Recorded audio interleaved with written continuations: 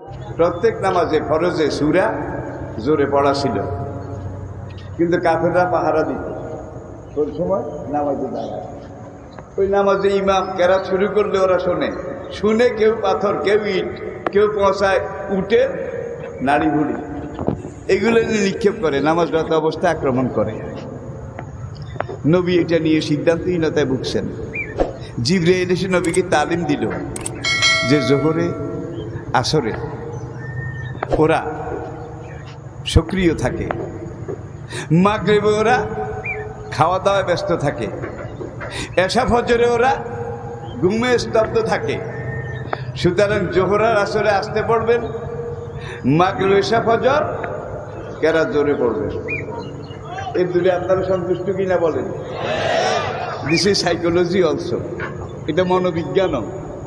এর চেয়ে বড় দলিল বোধহয় দরকার নাই।